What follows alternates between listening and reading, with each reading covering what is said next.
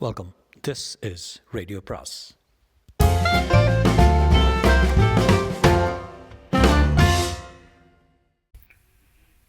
அனைவருக்கும் அன்பு வணக்கம். சுஜாதாவின் 3 நிமிஷம் கணேஷ் பாகம் 5. அவர்கள் மரத்தின் மறைவிலிருந்து வந்திருக்க வேண்டும். அவர்கள் விரித்த வலையில் விழுந்திருக்கிறான். கணேஷும் வசந்தும் பின்தொடர்வது அவர்களுக்கு தெரிந்திருக்கிறது.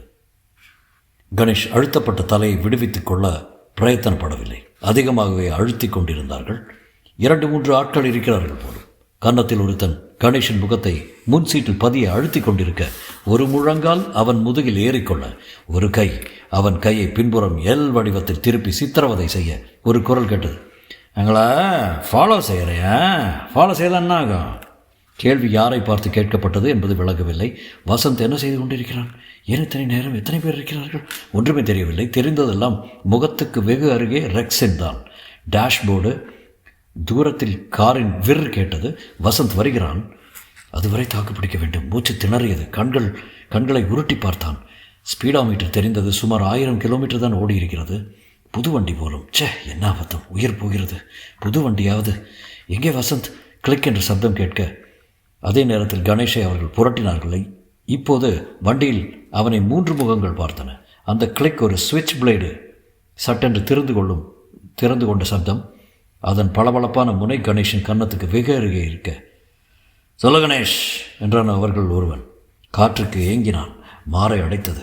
2 பேர் அவனை புஜங்களில் அழுத்தி ஸ்திரப்படுத்த கன்னத்தில் பளீர் என்று அறைந்து சொல்ல என்றான்.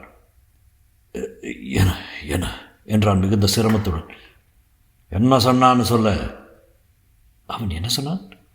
ஒன்று சொல்லுறேன், பார்த்துடலாம். பகவான், கொஞ்சம் ஐயாவுக்கு ட்ரீட்மெண்ட்டு கூட. பகவான் எனப்பட்ட கத்திக்காரன் கணேஷ் கன்னத்தில் லேசாக கீறினான். கத்தி அத்தனை தீட்டல் போலும். வரைக்கவே இல்லை. சற்று நேரம் கழித்து தான் ரத்தம் வரும். கணேஷ் சொல்ல, என்ன சொன்னான்னு சொல்ல, உன்னை விட்டுறோம். ஒன்றுமே சொல்லப்பா. இன்னொரு தவா கேருடா. இப்போது வசந்த் காரை ஓட்டிக்கொண்டு வந்திருக்க வேண்டும். அவன் கார் வருது என்றான். இவனை ஒருத்தன் பிடிச்சிங்க, அவனை கவனிக்கலாம். கணேஷன் மேல் பிடி தளர்த்தப்பட கொஞ்சம் நிமிர்ந்து கொள்ள முடிந்தது. வசந்த் வெகு வேகமாக அவர்களை நோக்கி காரை ஓட்டி வருவது தெரிந்தது. இவர்கள் மொத்தம் 4 பேர் இருப்பது தெரிந்தது.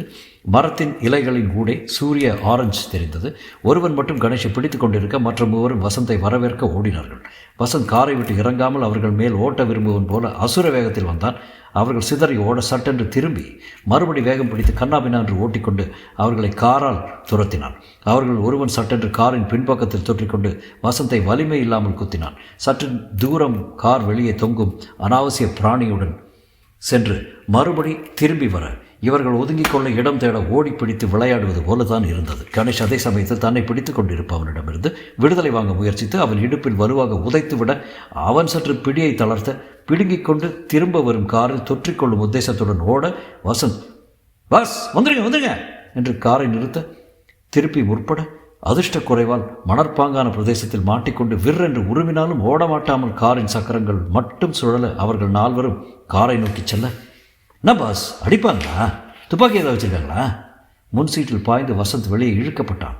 கணேஷிடம் கொண்டு வந்து நிறுத்தப்பட்டான். அவர்கள் 4 பேர், இவர்கள் 2 பேர் எதிரெதிராக நின்றார்கள்.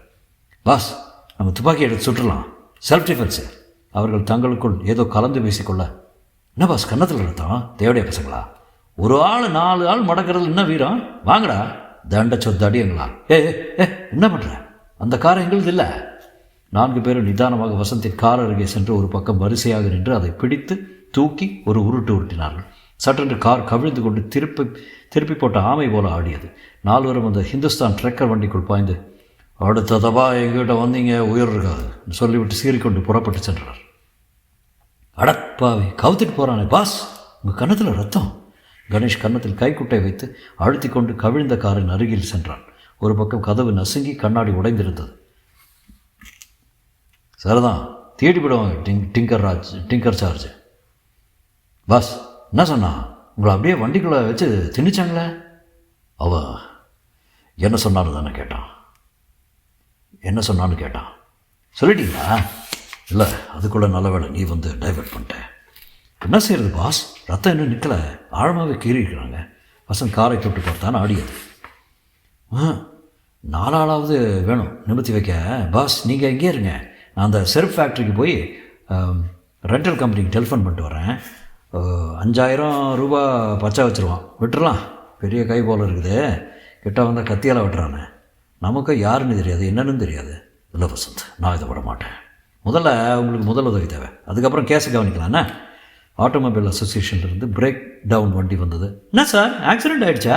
ஆமாப்பா, எத்தனையோ ஆக்சிடெண்ட் பார்த்துருக்கேன், இப்படி கரப்பாம்பூச்சி மாதிரி கவுத்து பார்த்துடலையே, மாற்றா ஹுக்க. அவர்கள் கிரெயின் உதவியுடன் காரை மறுபடியும் நிமிர்த்த கணேஷ்க்கு அந்த செயலில் இருந்த எச்சரிக்கை வசீகரமாக இருந்தது. அவர்களுக்கு கொல்வதில் விருப்பமில்லை. அவன் என்ன சொன்னான் என்றால் ஒரு கேள்வி மட்டும்தான் கேட்டான். அந்த பெண் கூட அதுதான் கேட்டான். அவன் சொன்னதில் ஏதோ பொதிந்திருந்தது. 3 நிமிஷம் கணேஷ். Petrol tank ஊற்றியிருந்தது. முன் 2 டயரும் பங்க்சர். மூக்கை தூக்கி கொண்டு தத்தி கொண்டு இழுத்து செல்லப்பட்ட காரின் பின் சீட்டில் இருவரும் பிரயாணம் செய்ய, இந்த மாதிரி கார் சவாரி கிடைக்கும்னு கனா கூட கண்டிருக்க மாட்டீங்க பாஸ். என்ன யோசிக்கிறீங்க? வசந்த், யக்ஷகானம்னா என்ன கானா? யக்ஷகானம். அவங்க என் மூஞ்சியை வச்சு முன் சீட்டில் அழுத்துனாங்க பாரு.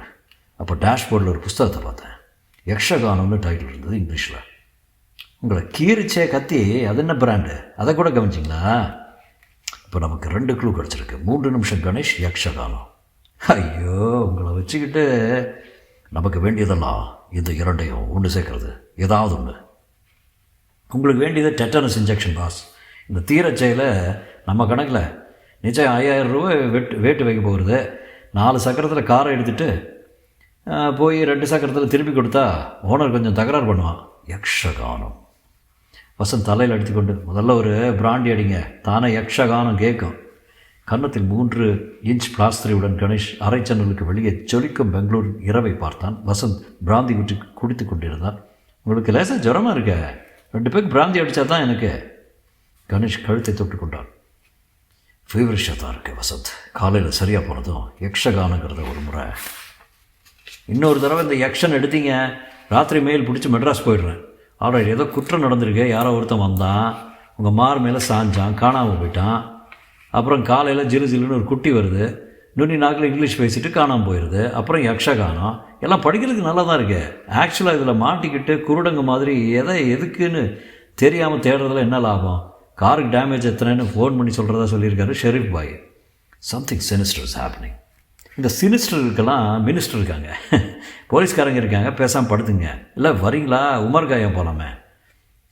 சிஸ்லிங் ஃப்ளோர் ஷோவை சாரிகா, சப்னா, செல்வி, ஆஷா, சுதா, ரூபஸ்ரீ என்று செய்தித்தாளை பார்த்து கொண்டு சொன்னான் வசந்த். வசந்த், அந்த பேப்பர் இங்கே கொடு. இல்லை, நைட் பை நைட் மலையாள படம் போகலாம், சிலுக்கு வராங்க. கணேஷ் செய்தித்தாளில் சற்று நேரம் ஒரு இடத்தையே உற்று பார்த்து கொண்டு, வசந்த் இதை பாரு. என்ன பாஸ்?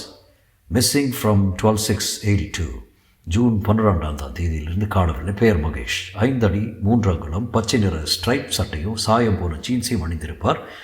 இவரை பற்றி தகவல் தெரிந்தவர்கள் உடனே தெரிவிக்கவும். ஆர் தினேஷ், 8 KRV தெரு, சென்னை 4. டெலிஃபோன். கணேஷ் இந்த ஃபோட்டோவை பார்த்தான். அதே தொப்பி, வழுக்கையை மறைக்கும் நோக்கத்துடன் பெரிய உதடுகளுடன். வசந்த், இவன் தான் நம்ம பிருந்தாவனை சந்தித்தவன், இவன் தான் டிஸ்கவரில் என் மேலே விழுந்தவன். பார், மிஸ்ஸிங்னு போட்டிருக்கு, அதுவும் மெட்ராஸில் இருந்து. மகேஷ்னு பேரும் சரியாக தான் இருக்குது. அவன் பர்ஸில் இந்த பேரை பார்த்தேன். வசந்த் கவனித்து, இதான் உங்களுக்கும் எனக்கும் வித்தியாசம். நான் பேப்பரில் சில்க் ஸ்மிதாவை பார்க்குறேன், நீங்கள் மிஸ்ஸிங் விளம்பரத்தை பார்க்குறீங்க. பக்கத்துலேயே இருக்கு, கவனிக்கலையா? இப்போ தானே சாட்சா இவன் தான் என்று டெலிஃபோனை எடுத்து, ஹலோ, இவனு புக்கு கால் டு மெட்ராஸ் நம்பரை சொன்னான்.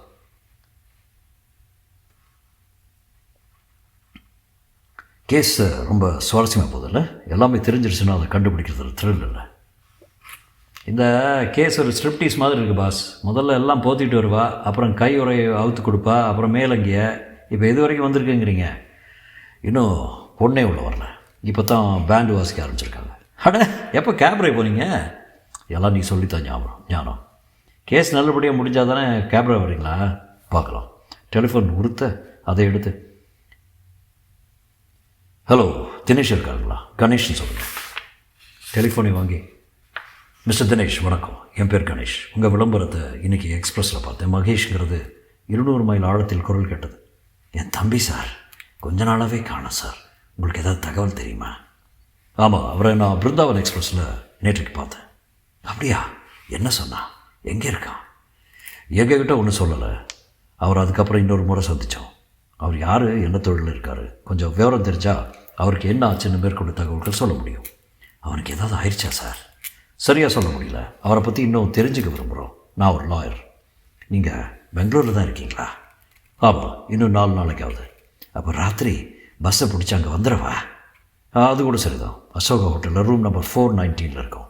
வந்துடுறேன் சார். அவரை பற்றி நிறைய சொல்லணும் எனக்கு. தொடரும்.